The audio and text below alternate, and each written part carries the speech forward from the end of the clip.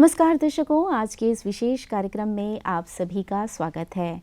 दर्शकों, आज 24 जनवरी है। आज के दिन को हम राष्ट्रीय बालिका दिवस यानी कि नेशनल गर्ल चाइल्ड्स डे के रूप में सेलिब्रेट करते हैं।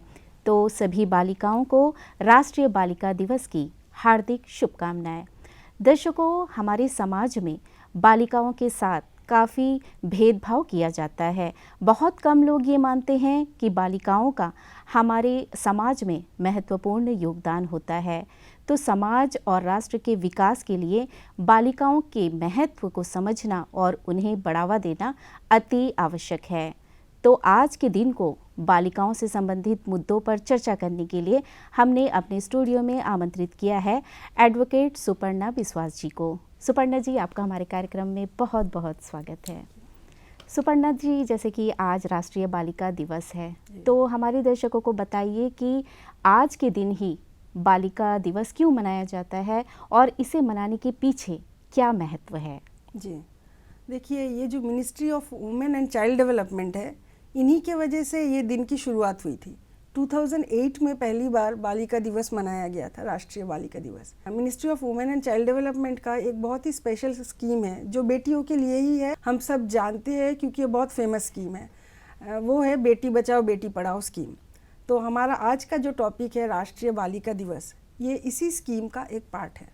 यहाँ मैं एक पॉइंट और शेयर करना चाहूँगी कि 24 जनवरी को क्यों चुना गया। उसमें वन ऑफ द रीज़न ये था, हम लोग शायद भूल चुके हैं, आज से बहुत साल पहले 1966 में हमारी देश की पहली महिला प्रधानमंत्री श्रीमती इंदिरा गांधी जी ने इसी दिन यानी 24 जनवरी को ही प्राइम मिनिस्टर के रूप में शपथ ली थी। तो हमारे भारत के इतिहास में एक बहुत ही इम्पोर्टेंट डे है, महिला सशक्तिकरण के हिसाब से भी एक बहुत इम्पोर्टेंट डे है, इसलिए इस दिन को चुना गया होगा राष्ट्रीय बालिका दिवस के रूप में।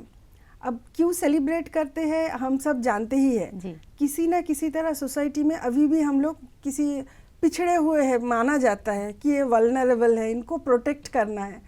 तो ये है मेन 3 मैसेज देता है राष्ट्रीय बालिका दिवस।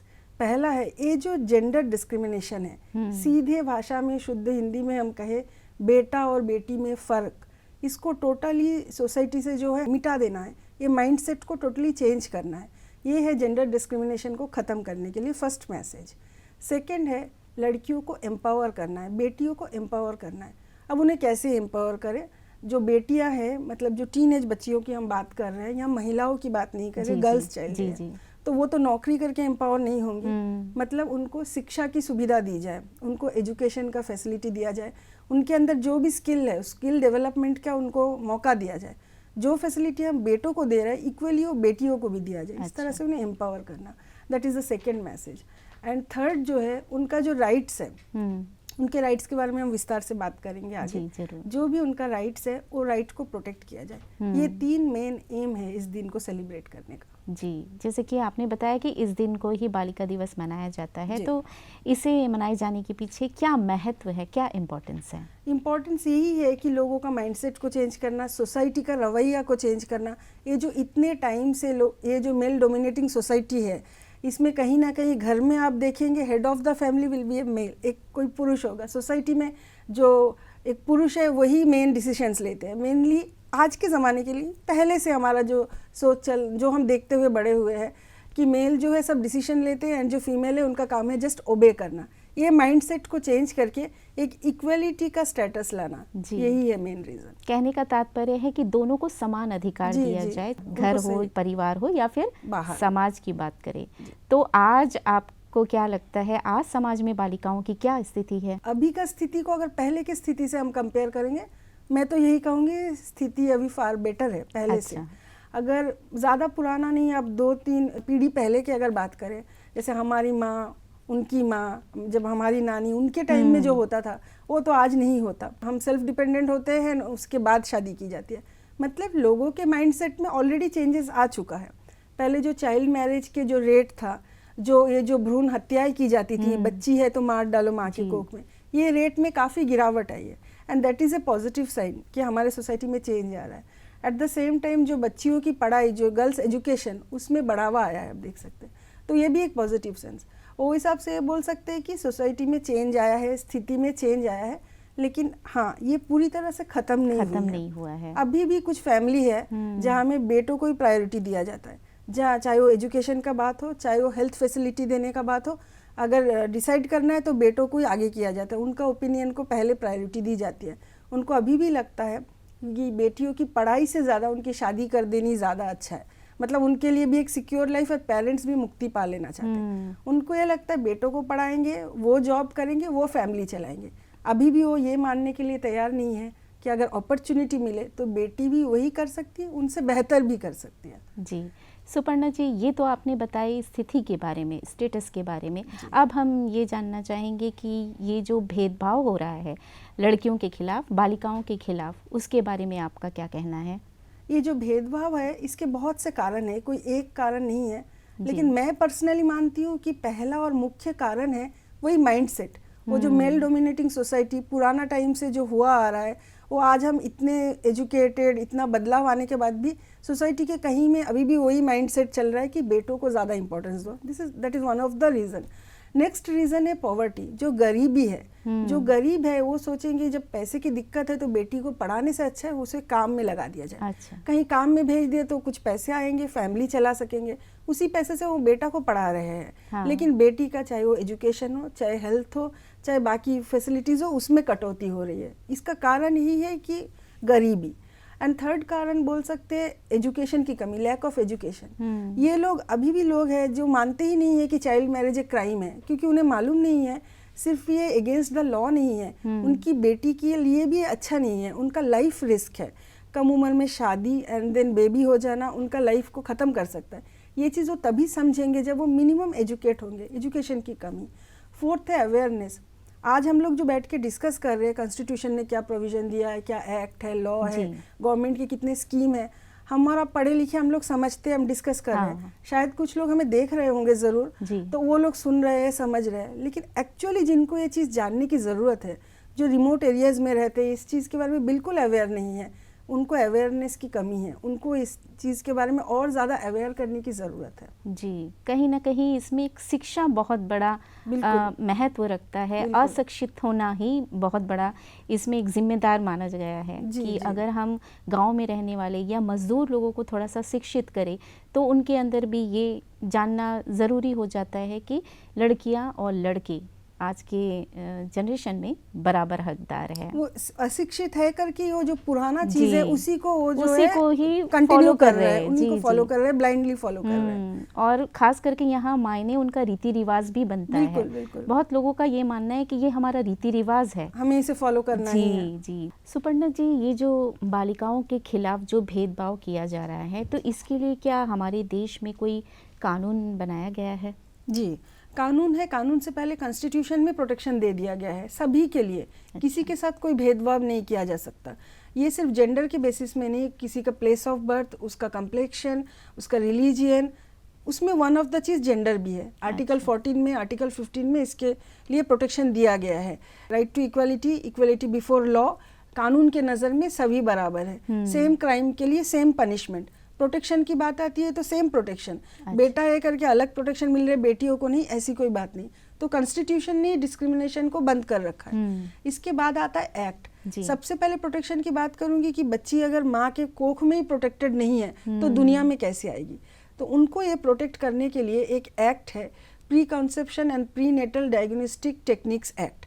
ये एक्ट में ये बताया गया है आप किसी भी तरह ये डिटेक्ट नहीं कर सकते कि कोख में बेटा है या बेटी, ताकि बेटी को ना मारा जा सके। ये पनिशेबल ऑफेंस है, डॉक्टर के लिए भी एंड पेरेंट्स के लिए भी। देन जब बेटी दुनिया में आ गई तो राइट टू एजुकेशन है। ये हम जानते हैं, फ्री एंड कंपलसरी एजुकेशन देना। हालांकि सिर्फ बेटियों के लिए नहीं, सभी बच्चों के लिए है, लेकिन ये एक्ट आने की वजह से बेटियों का जो पढ़ाई का, शिक्षा का जो अधिकार है, इसको और प्रोत्साहन मिला है। अच्छा। देन उनको मिलता है एक सिक्योर एनवायरनमेंट में बढ़ने का अधिकार। बहुत जन नहीं जानते कि बच्चे को एक सिक्योर, एक चाइल्ड फ्रेंडली एटमॉस्फेयर देना कितना जरूरी है। ये जो जुवेनाइल जस्टिस एक्ट है, ये इस चीज़ को प्रमोट करता है कि बच्चे को किसी भी तरह का वायलेंस, किसी भी तरह का अब्यूज़ कोई नहीं कर सकता, इंक्लूडिंग हर पेरेंट्स और गार्जियन। अच्छा। जिसके कस्टडी में वो है वो उसका मिसयूज़ नहीं कर सकता, क्योंकि एक बच्चे को एक सेफ, एक सुरक्षित, एक खुशहाल माहौल मिलने से ही आगे चल के उसका, उनका भविष्य जो है सिक्योर होगा। ये हम समझते हैं। सबसे इम्पॉर्टेंट एंड सेंसिटिव एक्ट अब के टाइम में मेरे हिसाब से बच्चियों के लिए वो है पॉक्सो एक्ट। हालांकि ये बेटा बेटी सबके लिए है, बिलो 18 जो भी बच्चे उनके लिए है protection of children from sexual violence act, ये 2012 में आई थी। इस एक्ट में किसी भी तरह का लैंगिक उत्पीड़न यानी कि sexual harassment, sexual violence, abuse से बच्चियों को प्रोटेक्ट किया जाता है। ये सारे जो एक्ट हैं वो हमारे कानून में दिए गए हैं। उनके खिलाफ अगर यदि कोई भेदभाव होता है तो हम कानून के तहत उनको जाकर सजा भी दिलवा सकते हैं। जो एजेंसीज के बारे में आपने पूछा था, ऐसे कौन से एजेंसी? सरकारी संस्था। हाँ, जी, सरकारी संस्था तो है ही, इसके सिवा प्राइवेट भी है। जो एनजीओज है, बहुत जन नहीं जानते, ये लोग कॉन्स्टेंटली बेटियों की डेवलपमेंट के लिए काम कर रहे हैं। सबसे पहले अगर बोला जाए, मैं नेशनल लेवल से बोलती हूँ, सबसे ऊपर है NCPCR, national commission for the protection of child rights. ये नेशनल लेवल पे काम करती है। किसी भी तरह का इशू है, चाहे वो चाइल्ड मैरिज हो, भ्रूण हत्या हो, पॉक्सो के विक्टिम हो, ऐसा कोई भी केस है तो सीधा उनको अप्रोच किया जा सकता है। और ये कमीशन जो है बहुत पावरफुल है, नेशनल लेवल पे काम करती है। ये कमीशन स्टेट और यूटी लेवल में भी है। अच्छा। जब वो स्टेट में काम करती है तो SCPCR है, और यूनियन टेरिटरी, जैसे हमारा यूनियन टेरिटरी है, यहाँ में जो कमीशन है उसको UTCPCR बोला जाता है, UT for commission for the protection of child rights. हमारी यूटी में ये फंक्शनल है हमारे यहाँ पे कमीशन। नेक्स्ट हम डिस्ट्रिक्ट लेवल में बात करें तो सारे डिस्ट्रिक्ट में DCPU है, डिस्ट्रिक्ट चाइल्ड प्रोटेक्शन यूनिट।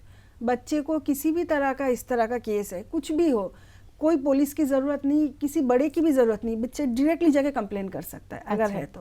और हमारे अंडमान में 3 डिस्ट्रिक्ट है, तीनों डिस्ट्रिक्ट में DCPU है। नेक्स्ट है चाइल्ड वेलफेयर कमेटी, ये बच्चों की वेलफेयर देखती है। यहाँ पर भी किसी भी तरह का केस को लेके जाया जा सकता है। अगर ऐसा केस है कि बच्ची ऐसे सदमे में है या फिजिकली नॉट एबल, उनके तक पहुंच नहीं सकता, तो चाइल्ड वेलफेयर कमेटी को अगर इन्फॉर्म किया जाए, कमेटी बच्चे तक पहुंचेगी। अच्छा। ये सारा फैसिलिटीज है। इसके साथ तो पुलिस डिपार्टमेंट है ही, SJPU है, स्पेशल जुवेनाइल पुलिस यूनिट, जो बच्चों के लिए काम करती है। सारे पुलिस स्टेशन में एक चाइल्ड फ्रेंडली रूम होता है अलग से। अच्छा। स्पेशली अगर पॉक्सो विक्टिम है, बच्ची माइनर होगी, ऑब्वियसली उनका मेंटल कंडीशन ऑलरेडी खराब होगा, तो उनको चाइल्ड फ्रेंडली अप्रोच अपना के, ज़रूरी नहीं कि उन्हें पुलिस स्टेशन लाया जाए, उनका स्टेटमेंट जो है पुलिस घर में जाके ही लेगी। अच्छा। लेकिन अगर वो खुद से आती भी है तो उनको चाइल्ड फ्रेंडली रूम में बिठा के उनका स्टेटमेंट लेना, मतलब उनका काउंसलिंग करना, बिल्कुल ये टोटली गुप्त रहेगा। ये कभी भी इसको हाईलाइट करना, मीडिया में लाना, ये सब बिल्कुल भी नहीं होगा। इसके सिवा चाइल्ड लाइन के बारे में हम जानते हैं 1098। जी। साथ में बहुत से NGOs वेल नोन या नए बने हैं NGOs है जो काम कर रहे हैं, बस उन तक पहुंचने की देर है, वो मदद कर सकते। ये सारी एजेंसीज हैं। ये तो आपने बताया समाज की बातें। हमारे द्वीप समूह में बालिकाओं की क्या स्थिति है? हाँ, हम बोलेंगे खुश नसीब है कि हम देश के बाकी जगह से अगर कंपेयर करें, दूसरे स्टेट से कंपेरेटिवली, हमारे यहाँ में स्थिति काफ़ी बेहतर है। यहाँ आप देखिए, लड़का और लड़की दोनों का एजुकेशन रेट ऑलमोस्ट सेम है। पेरेंट्स बहुत सीरियस है बच्चियों की पढ़ाई के बारे में, इवन उनका हायर एजुकेशन के बारे में भी वो इस चीज़ को सीरियस लेते हैं।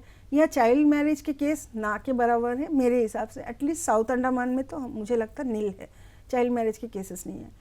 एक चीज़ में हम लोग थोड़ा सा पिछड़े हुए हैं, थोड़ा सा पीछे है अभी भी, वो है पॉक्सो के केसेस।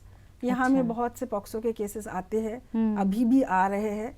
मतलब वो एक अलार्म है कि यहाँ में पॉक्सो के केसेस है, सेक्सुअल हरासमेंट हो रहा है, उस पे और काम करना होगा। और थोड़े जो रिमोट आइलैंड्स है, वहाँ किसी दिक्कत की वजह से स्कूल घर से दूर या ऐसे वजह से थोड़ा ड्रॉप आउट की केसेस है। अदर देन दैट यहाँ के लोग काफ़ी अवेयर है, भेदभाव ना के बराबर है। जी, तो सुपर्णा जी, भेदभाव को रोकने के लिए क्या कदम उठाया जाना चाहिए? सबसे पहले 2 ही पॉइंट मेरे हिसाब से, बाकी पॉइंट्स को ना भी देखें। एक एजुकेशन, दूसरा अवेयरनेस। अच्छा। जिनको अवेयर करने की ज़रूरत है, शायद उन तक अवेयरनेस पहुंचती नहीं है। इसलिए हम लोग जो सिटी में रहते हैं, हम सब जानते हैं किसको अप्रोच करना। जैसे हमने डिस्कस किया, चाइल्ड वेलफेयर कमेटी है, डिस्ट्रिक्ट चाइल्ड प्रोटेक्शन यूनिट है, NCPCR है, हम अप्रोच कर सकते हैं फ्री ऑफ कॉस्ट। 1098 में डायल करने के लिए आपका कोई पैसा खर्चा नहीं होगा। अच्छा। इसके सिवा 1 स्टॉप सेंटर्स होते हैं जो कि मेनली महिलाओं के लिए है।